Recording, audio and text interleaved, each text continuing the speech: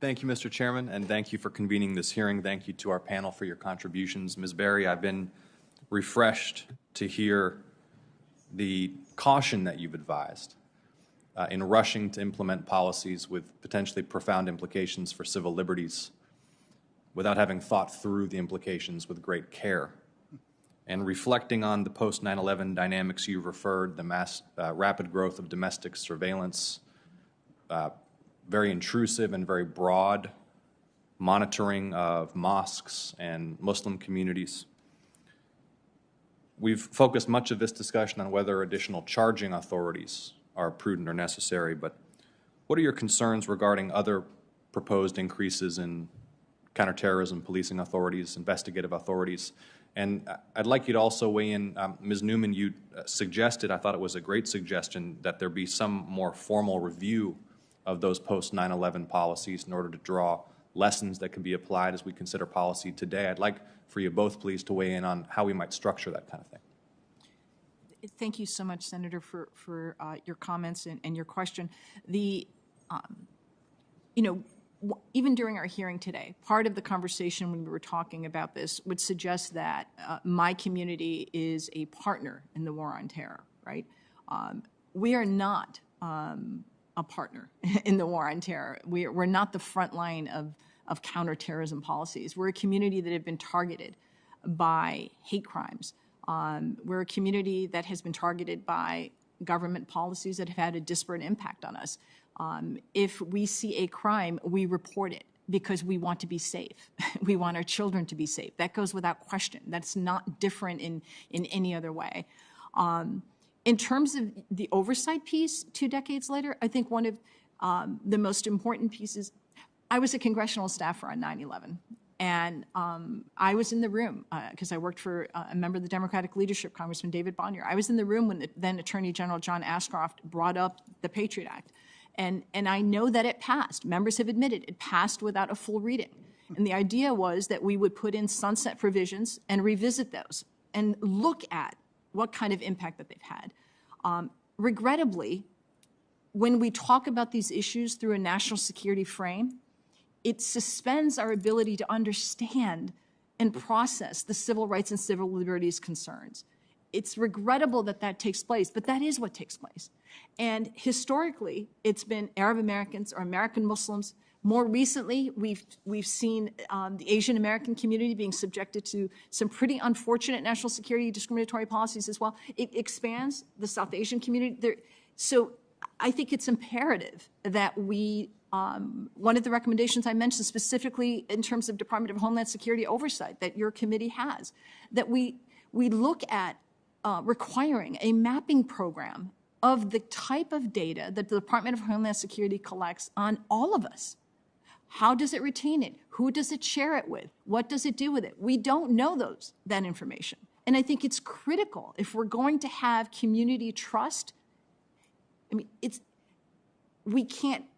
the reason we have to take a skeptical approach to all of this is because of the practices and the abuses that our community has seen.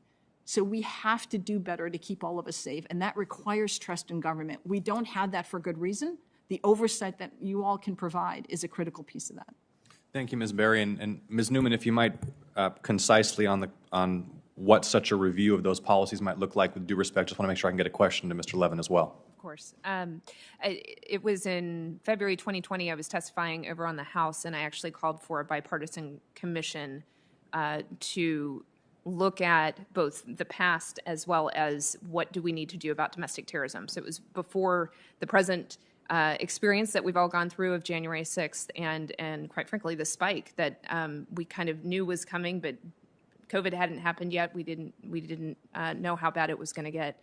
But part of the reason I called for that is because we could see, to borrow the phrase, the system blinking red, and we could see that the current structure of the authorities impeded our ability to go after the threat with equal measure. And there was I believe, a bill that was put into the NDAA and made it all the way to, my understanding, that December conversation where you're trying to get things out the door, and then it was removed from the bill, so it did not pass, and I believe that was unfortunate. I had hopes that the January 6th Commission might be able to do something similar. It looks like we're not going to have a January 6th Commission, so I still think it would be wise. This is extremely complex, as Ms. Berry has pointed out. You need experts from the intelligence community, from the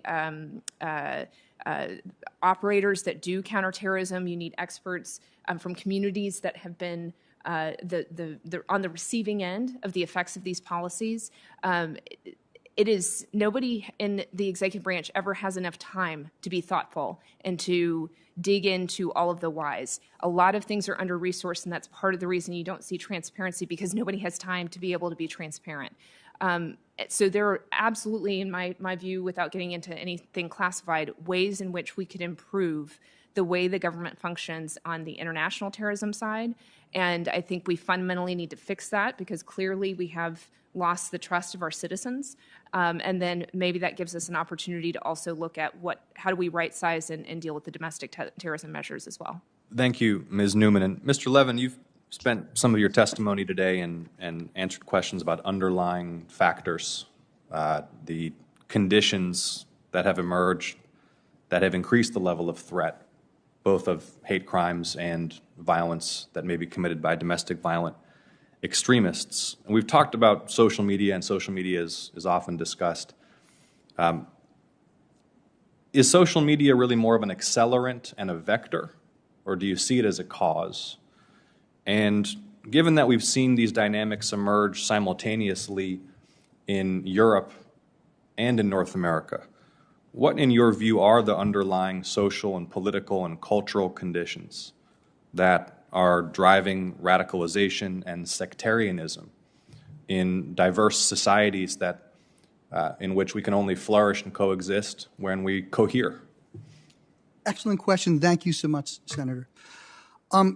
First, I do not believe that we need a new broadly applicable domestic terrorism law. Just want to go on the record with that. We can improve certain things, and I'm going to tie it to your question. For instance, 18 U.S. Code 231 et sequence punishes only trainers in violent skills to foment a civil disorder, but not trainees. In your home state, Atlanta counted one hate crime in 2019, and the head of the Klan in Maryland and Delaware just started a militia in your state, and he's taken photographs of people running for office. And what we have seen is a broad reservoir of grievance. And what social media does, I think it's a combination of cause and accelerant. Let me tell you what I mean. Pew has found we are the most polarized we've been in decades, and now we're seeing other surveys showing we're even fragmented within that polarization.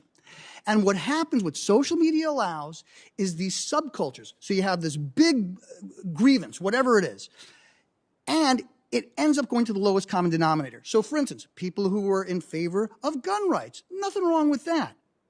But what is created is a category of villains who are demonized within a subculture, and then you have that cascade down to people who not only believe I have a right to own a firearm if I'm a law-abiding citizen, to one that says the insurrectionist doctrine of the Second Amendment, which even Scalia in Heller said is not good, which says that I have the right to armed rebellion with those weapons. And what happens is you see these bubbles that start off, and it might be a person in a community or a county or a region, and he'd get no support, or she would get no support. But online, these big social media platforms allow it, and then it cascades down. And we need to have some serious recognition about the role of social media, and I think at the very least, I think we all can agree upon, if they put up certain requirements for themselves, I think they need to report on it annually, as our Bill 587 says in California.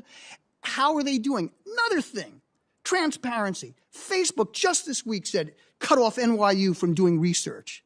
You know what? If you want to use the information superhighway that was created by our tax dollars, you better make sure that you're applying the rules of the road. So I think it's both a cause and an accelerant, particularly because, one last point, the declining trust in the communal institutions that hold us together. My son did a beautiful chart that's in the appendices about all that going down, and guess what? Congress is at the lowest.